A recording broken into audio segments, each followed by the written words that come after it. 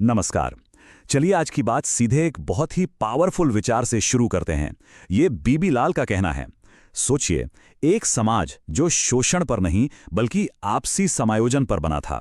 ये विचार हड़प्पा सभ्यता को सिर्फ पुराने खंडरों के तौर पर देखने का नजरिया ही बदल देता है। ये हमें एक ऐसे समुदाय की तस्वीर दिखाता है जिसका सामाजिक ढांचा ही बिल्कुल अलग था।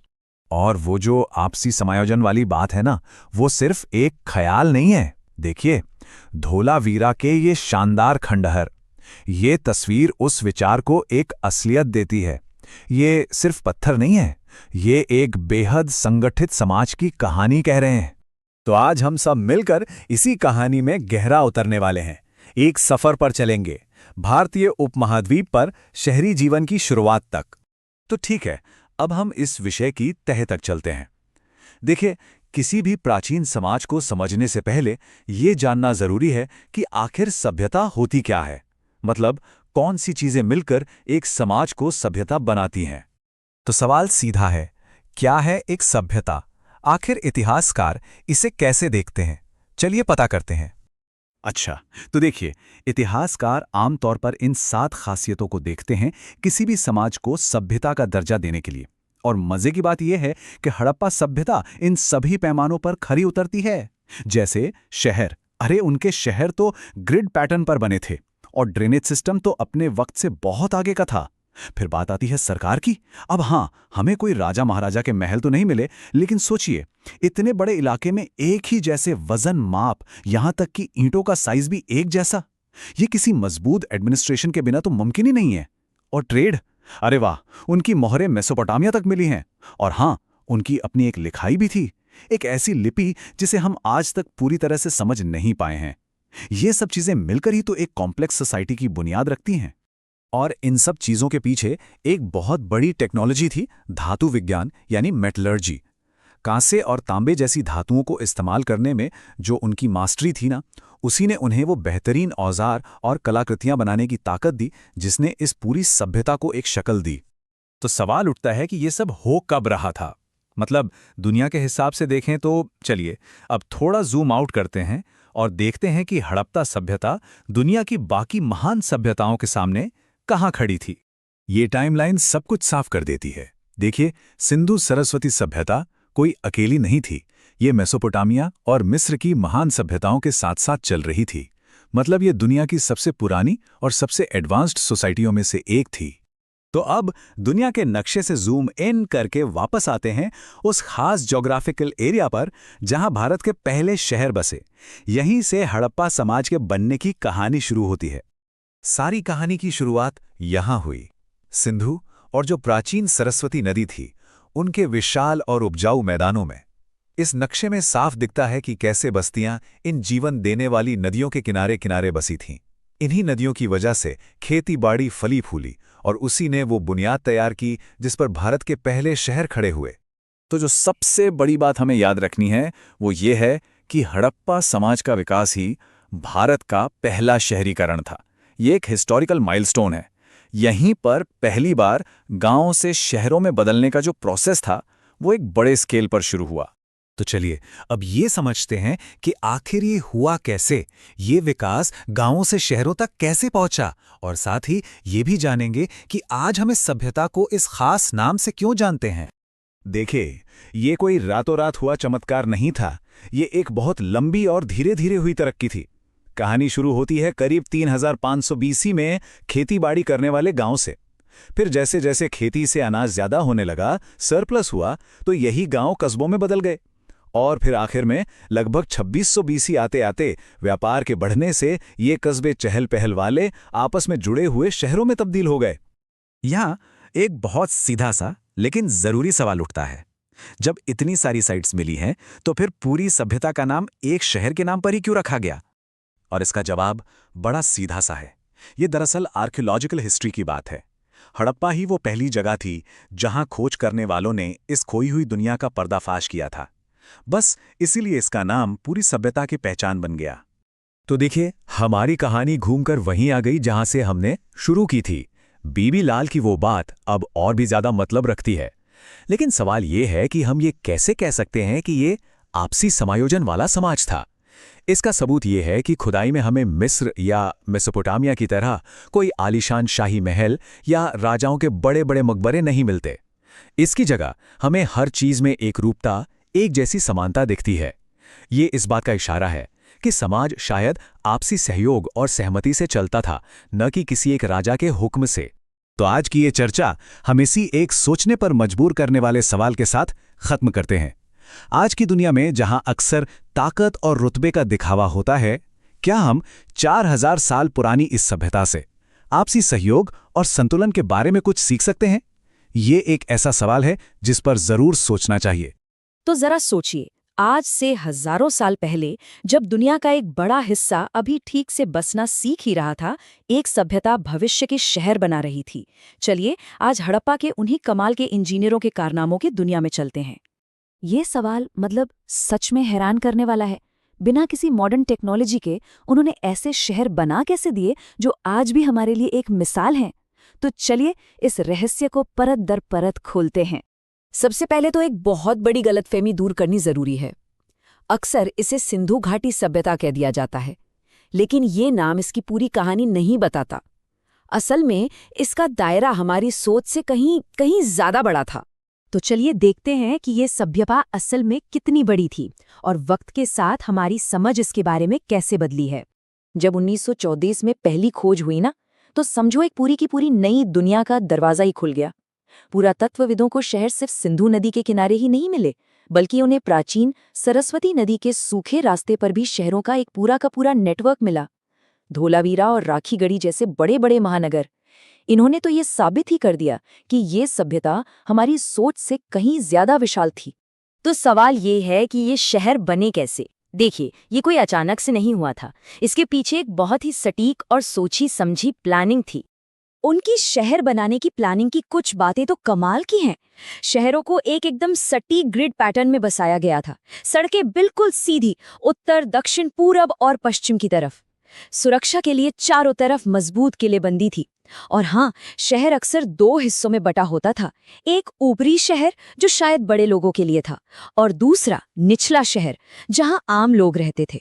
और ये सब सिर्फ बातें नहीं हैं, उन्होंने सच में ऐसा करके दिखाया। एक तरफ कालीबंगन की ये चौड़ी सड़क है और दूसरी तरफ धोलावीरा का वो परफेक्ट ग्रिड लेआउट। ये उनके काम के स्केल और उनकी सटीकता का जीता जागता सबूत है। तो चलिए अब इस बड़े प्लान से थोड़ा जूम इन करते हैं और चलते हैं उन पुरानी गलियों में। देखते हैं कि वहां जिंदगी कैसी रही होगी।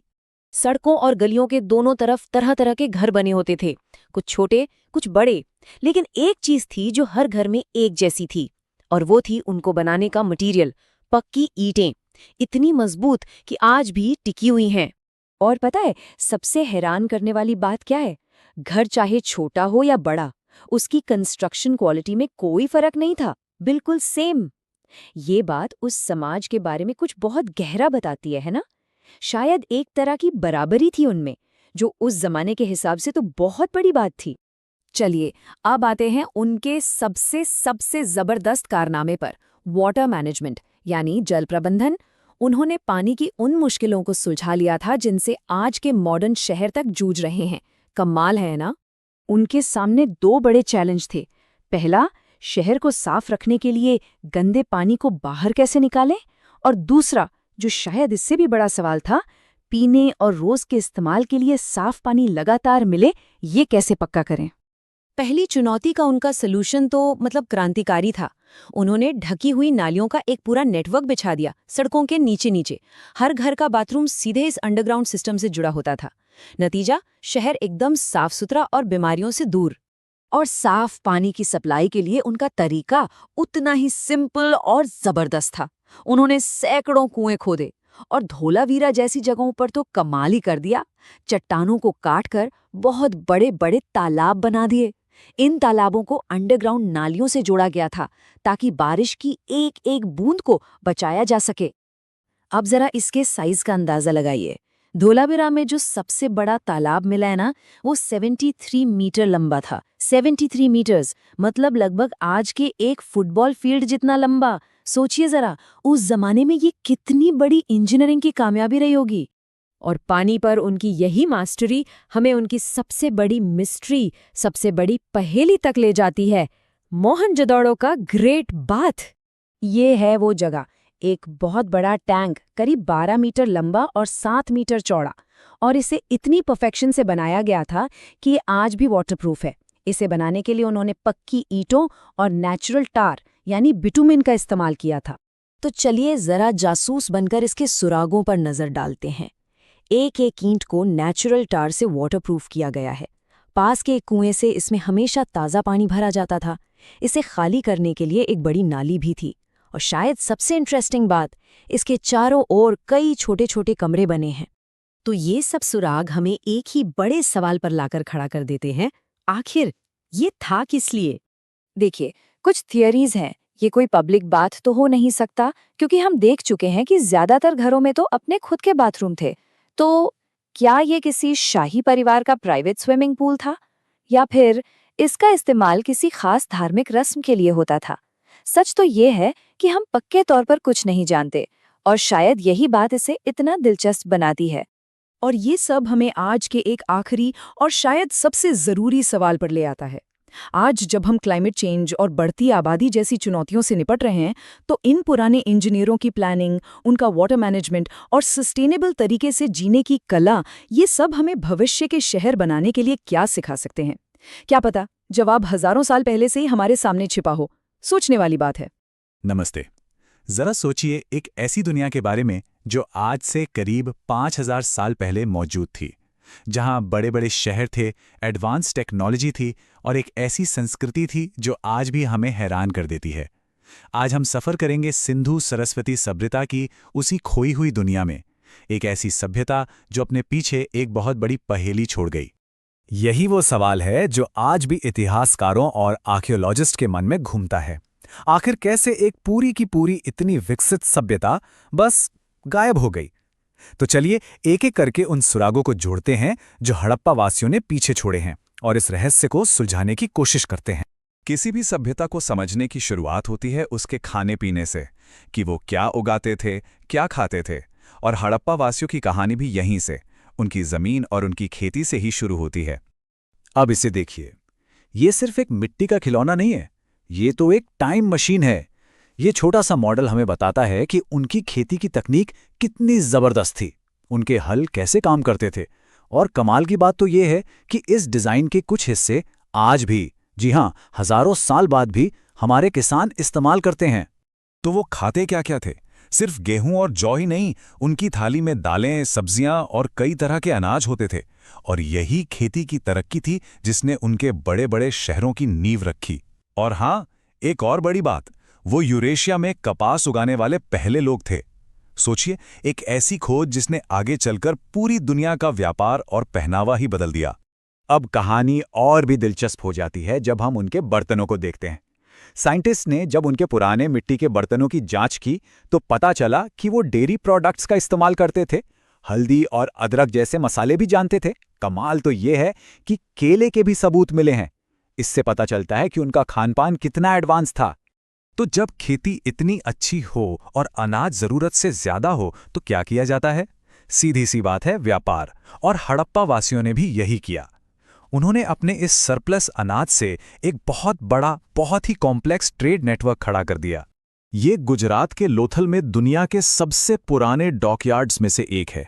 जरा इसके साइज का अंदाजा लगाइए, 2 फुटबॉल के मैदानों से भी बड़ा। ये सिर्फ पत्थर और ईंटें नहीं हैं, ये उनकी जबरदस्त इंजीनियरिंग और समुद्री व्यापार के बड़े इरादों का जीता जागता सबूत है। सोचिए, यहीं से उनके जहाज दूर दूर के देशों के लिए रवाना होते थे। और वो सिर्फ कच्चा माल ही नहीं भेजते थे, नहीं, वो तो कमाल के कारीगर थे, बेहतरीन चीजें बनाते थे। जैसे ये खूबसूरत कारेलियन के मनके, ये ईरान तक में मिले हैं। और ये देखिए, हाथी दांत की एक कंघी, ये ओमान के तट पर मिली। इससे उनके ट्रेड की पहुंच का अंदाजा लगता है ना? अच्छा, उस जमाने की जो सबसे बड़ी टेक्नोलॉजी थी वो थी कांसा यानी ब्रॉन्ज। तांबे में थोड़ा टिन मिलाया और बन गया एक कहीं ज्यादा मजबूत मेटल। इसी से उन्होंने बेहतर औजार बनाए, बर्तन बनाए और उनकी इंडस्ट्री को एक जबरदस्त बूस्ट मिला। अब सोचिए, जब व्यापार हजारों किलोमीटर तक फैला हो तो कैसे पक्का करेंगे कि सामान सही सलामत पहुंचे? यहीं पर काम आती थी ये छोटी छोटी पर बहुत ही डिटेल्ड मोहरें। ये सिर्फ एक पहचान चिन्ह नहीं थी, ये उस जमाने का क्वालिटी और ट्रस्ट का सिंबल थी। तो चलिए जरा इनकी मोहरों की दुनिया में और गहरे उतरते हैं। हजारों मोहरें मिली हैं, पर उनमें सबसे आम और सबसे रहस्यमयी है ये एक सींग वाला जानवर। कोई इसे यूनिकॉर्न कहता है तो कोई एक पौराणिक बैल। आखिर ये जानवर था कौन और इतना जरूरी क्यों था? ये सवाल आज भी एक पहेली है। इस एक सींग वाले जानवर के अलावा एक और चीज जो बार बार दिखती है वो है ये ताकतवर बैल। शायद ये शक्ति का प्रतीक रहा हो। देखिए, ये तस्वीरें सिर्फ सजावट के लिए नहीं थीं, ये उनके समाज और उनकी सोच की एक झलक देती हैं। और कभी कभी तो कुछ बहुत ही रेयर चीजें भी दिख जाती हैं, जैसे ये सींग वाला बाघ।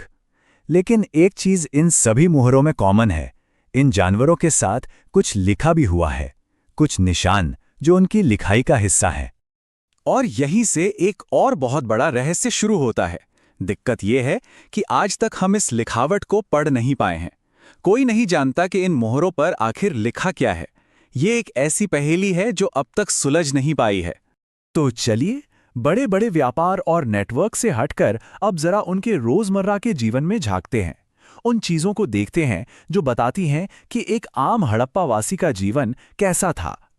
उनके घरों में जो चीजें मिली हैं वो उनकी कहानी बताती हैं, जैसे कांसे के बने खूबसूरत शीशे, मिट्टी के बर्तन और ये देखिए पत्थर के बाट।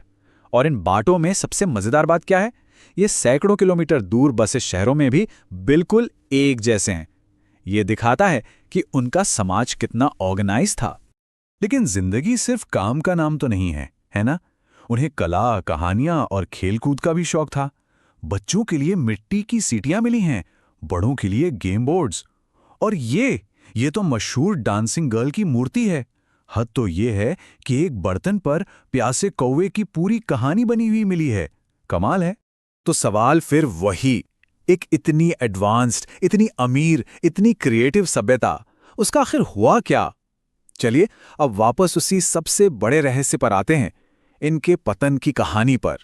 हाँ, ये सब कुछ रातों रात नहीं हुआ। इसकी शुरुआत हुई लगभग 2200 ईसा पूर्व के आसपास, जब पूरी दुनिया में मौसम सूखने लगा और 1900 ईसा पूर्व आते आते हड़प्पा के शहर खाली होने लगे। लोग वापस गांव की जिंदगी की तरफ लौट रहे थे। तो सवाल यह है कि आखिर हुआ क्या था? देखिए, कई सालों तक थियरी ये थी कि किसी हमले में ये शहर तबाह हो गए, पर सच्चाई ये है कि आज तक की खुदाई में किसी बड़ी जंग या सेना का कोई सबूत ही नहीं मिला। ऐसा लगता है कि हड़प्पा के लोग बड़े शांति प्रिय थे। तो फिर असली विलन कौन था? आज ज्यादातर साइंटिस्ट ये मानते हैं कि इसका असली जिम्मेदार कोई इंसान नहीं बल्कि कुदरत थी। दो बड़ी वजहें सामने आती हैं। पहली, एक भयंकर सूखा जो सैकड़ों सालों तक चला और जिसने उनकी खेती को बर्बाद कर दिया। और दूसरी, एक नदी का सूख जाना, एक ऐसी नदी जो उनके लिए जिंदगी थी, सरस्वती नदी। जब ये नदी सूख गई तो इसके किनारे बसे कालीबंगन और बनावली जैसे बड़े बड़े शहर अपने आप वीरान हो गए। तो क्या इसे अंत मान लिया जाए या ये एक नई शुरुआत थी? चलिए देखते हैं कि शहरों के उजड़ने के बाद क्या हुआ और इस पूरी कहानी का आज हमारे लिए क्या मतलब है। ये समझना बहुत जरूरी है कि शहर भले ही वीरान हो गए, पर हड़प्पा के लोग खत्म नहीं हुए। वो बस बिखर गए, छोटे छोटे गांवों में बस गए। उनकी टेक्नोलॉजी, उनके रीति रिवाज, उनकी कला सब जिंदा रहीं और यही विरासत अगली पीढ़ियों को मिली जो आगे चलकर भारतीय सभ्यता की बुनियाद बनी। और ये कहानी हमें एक बहुत बड़े सवाल के साथ छोड़ जाती है। हड़प्पा सभ्यता का पतन एक सीधी सी बात याद दिलाता है कि कोई भी सभ्यता अपने पर्यावरण पर कितनी निर्भर होती है। वो लोग तो पूरी तरह से निर्भर थे, पर सवाल यह है कि क्या आज हम उनसे वाकई बहुत अलग हैं?